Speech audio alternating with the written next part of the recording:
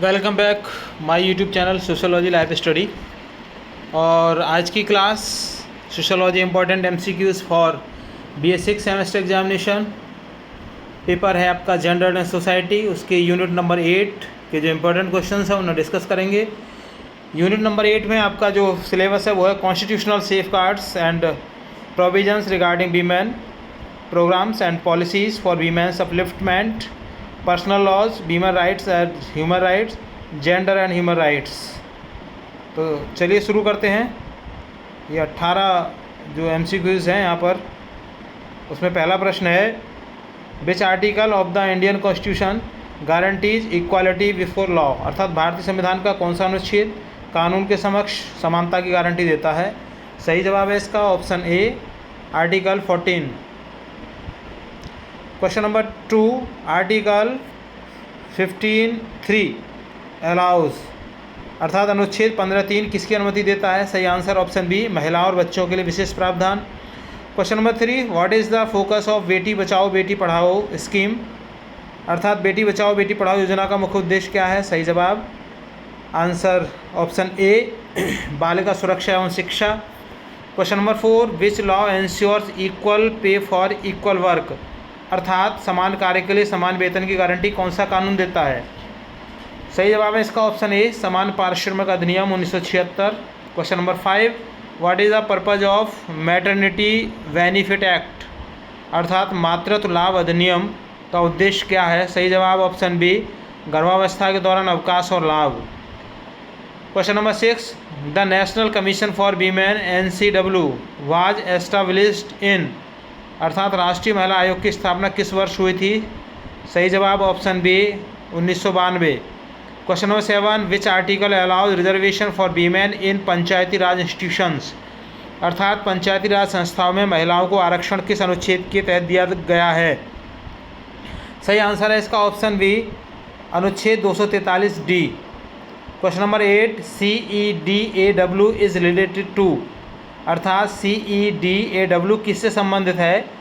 सही आंसर है इसका ऑप्शन बी, महिलाओं के वैश्विक अधिकार। Question number 9, domestic violence is addressed under, अर्थात घरेलू हिंसा को किस कानून के तहत संबोधित किया गया है। सही जवाब ऑप्शन बी, घरेलू हिंसा अधिनियम 2005। Question number 10, what is the objective of the महिला शक्ति केंद्र स्कीम, अर्थात महिला शक्ति केंद्र योजना का उद्देश्य क्या है। सही जवाब ऑप्शन बी, ग्रामीण महिलाओं का सशक्तिकरण।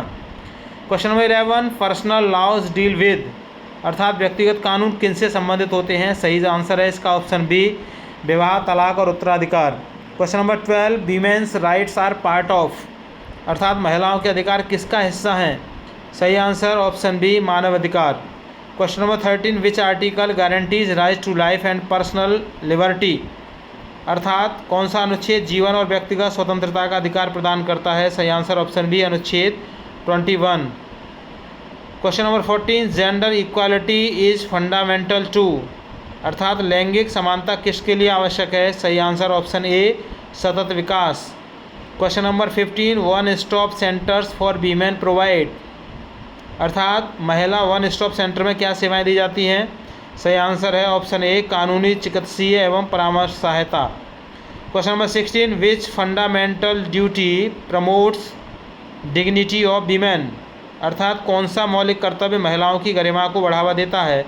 सही answer option A, article 51AE।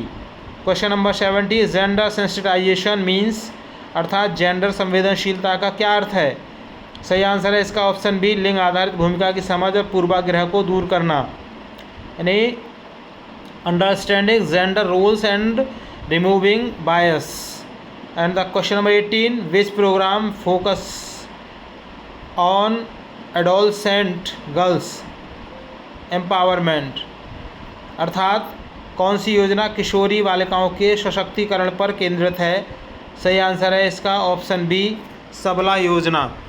प्रिय विद्यार्थियों, इस तरीके से आज की क्लास में 18 प्रश्न मैंने आपको यहाँ पर दिए हैं। मुझे उम्मीद है कि इनमें से अधिकांश प्रश्न आपको आपके एग्ज़ाम में ज़रूर मिलेंगे। तो चैनल पर अगर आप नए हैं तो इस चैनल को सब्सक्राइब ज़रूर कर लीजिएगा। वीडियो पसंद आए उसको लाइक शेयर कीजिएगा। चैनल पर जुड़ने के लिए थैंक यू। मिलते हैं अगली क्लास में। तब तक के लिए जय हिंद।